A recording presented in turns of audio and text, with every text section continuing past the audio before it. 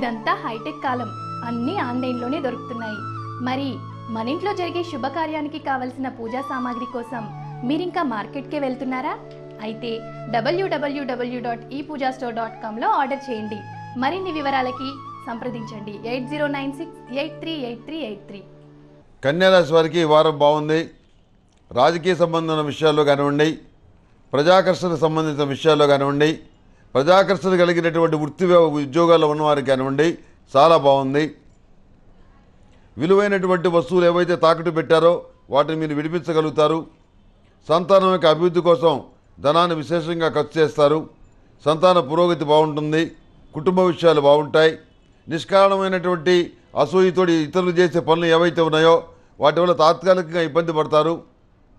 వాటికి మందు కానీ పెట్టలేమని చెప్పని మీరు నిశ్చయించుకుంటారు. అంతే. మరి అనవసరమైన అసూయకి మందు ఈ ప్రపంచంలో ఎవరు కనిపెట్టగలుగుతారు? కనిపెట్టలేరు. ఆ విషయాన్ని మీరు గమనించి మీరు ఎక్కువగా మనసుకు తీసుకోవద్దు. కుల, మత, వర్గ, ప్రాంతీయ తత్వాలు ఏవైతే ఉన్నాయో వాటిల్లో ఏదోటి మీ మీద వేయాలని చెప్పి చూస్తారు. మీరు ఏ రకమైన ముద్ర మీకు అంటదు. మీరు మంచి వ్యక్తిగానే నిలబడగలుగుతారు. కాకపోతే మీకు రావాల్సినటువంటి ప్రయోజనాలు కానీ మీకు రావాల్సినటువంటి బిల్స్ కానీ కొంత ఆలస్యం అయ్యే పరిస్థితిగా గోచరిస్తుంది. మీ మీద ఎంతోమంది దృష్టి పెట్టుకొని ఉన్నారు. ఈయన ఏ తప్పు చేస్తాడో పట్టుకుందామని. కానీ ఎవరికి దొరకకుండా ఏ తప్పు చేయకుండా సక్రమంగా మీరు మీ వ్యాపార వ్యవహారాలని, వృత్తి ఉద్యోగాల్ని చేసుకోగలుగుతారు. ఇన్కమ్ ట్యాక్స్ అధికారుల వల్ల, కమర్షియల్ ట్యాక్స్ అధికారుల వల్ల, విజిలెన్స్ అధికారుల వల్ల ఇబ్బందులు ఏర్పడేటువంటి పరిస్థితి గోచరిస్తుంది. మీరు ఎంతో ఇష్టపడి తెచ్చుకున్నటువంటి పదార్థాలు ఏవైతే ఉన్నాయో, నూనెలు కానివ్వండి, ఇతరత్ర పప్పు దినుసులు కానివ్వండి, బియ్యం కానివ్వండి, ఏవైతే ఉన్నాయో వాటిల్లో ఎక్కువగా కల్తీ జరిగే పరిస్థితి గోచరిస్తుంది. కల్తీ సరుకు కొనుక్కొచ్చామే అని చెప్పని ఎంతగానో బాధపడతారు. చివరికి పాలు కూడా కల్తీ కావడంతో మీ మనసు విరిగిపోతుంది. ఈ సమాజంలో ఎట్లా బతకాలి? మానవత్వం లేనటువంటి మనుషులు చిన్నపిల్లలు తాగేటటువంటి పాలల్లో కూడా కల్తీ చేస్తున్నారు. ఇక దేనికి చెప్పాలి, దేనికని ఏడవాలని చెప్పని చాలా మానసికంగా క్షోభిస్తారు. ఇది సామాజిక సమస్య అయినప్పుడు కూడాను అదేదో మీకే జరిగినట్టుగా మీరు చాలా బాధపడతారు. ఇలాంటి వాటిని రూపుమాపాలన్న ఉద్దేశంతో మీకు సాధ్యమైనంత వరకు ఉన్నతాధికారుల దృష్టికి ఇలాంటి విషయాలను తీసుకెళ్ళి కొంత న్యాయం జరిగే విధంగా సమాజానికి మీరు ప్రయత్నం చేయటం అనేది జరుగుతుంది. మీడియా పరంగా, ప్రింట్ మీడియా పరంగా, రెండింటి పరంగా కూడాను మీరు లాభపడే పరిస్థితిగా గోచరిస్తుంది. అందులో ఏమాత్రం సందేహం లేదు. సంతాన సంబంధమైన విషయాల్లో పురోగతి బాగుంటుంది. వాళ్ళు పోటీ పరీక్షల్లో విజయం సాధించి మంచి ఉద్యోగాన్ని పొందగలుగుతారు. కుటుంబంలో ఒకరి సంపాదన ప్రారంభమవుతుంది. కొంత ఆర్థికపరమైనటువంటి వెసులుబాటు కూడా లభిస్తుంది. అందులో ఏమాత్రం సందేహం లేదు. సహోదర సహోదరి వర్గాన్ని ఆదుకోవాల్సిన పరిస్థితి ఏర్పడుతుంది. రహస్యంగా వాళ్ళకి డబ్బులు ఇచ్చి సహాయం చేస్తారు. కానీ ఆ విషయం బయటికి పొక్కి ఇంట్లో వాడితో గొడవలు అయ్యే పరిస్థితిగా గోచరిస్తుంది. రహస్యమైన ప్రయాణాలు, రహస్యమైనటువంటి చర్చలు, రహస్యమైనటువంటి ఒప్పందాలు ఇవన్నీ మీకు లాభించే పరిస్థితిగా గోచరిస్తుంది. ఉన్నత స్థానాల్లో ఉన్న వ్యక్తులు ఎవరైతే ఉన్నారో వాళ్ళు వాళ్ళ పేరు పెట్టుకోవడం ఇష్టం లేక మిమ్మల్ని మధ్యలో పెట్టి మీ ద్వారా కార్యక్రమాలను నడిపిస్తారు.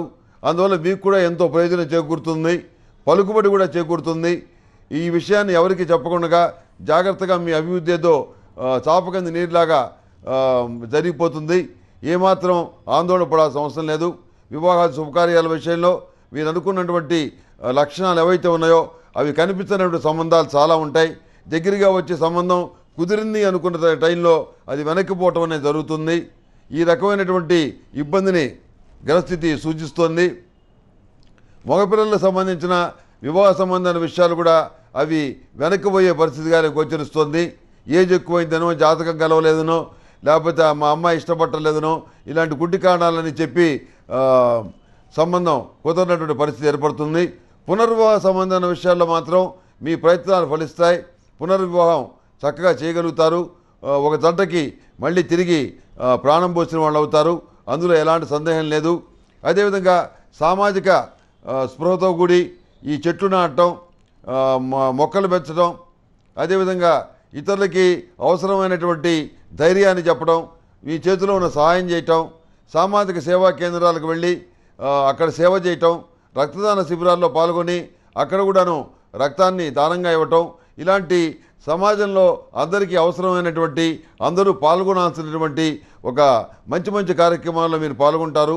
ఎక్కడ ఒక రూపాయి కూడా మీరు ఆశించకూడగా మీరు పడే కష్టం ఏదైతే ఉందో దానికి భగవంతుడి యొక్క అనుగ్రహం ఆశీస్సులు తప్పకుండా లభిస్తాయి.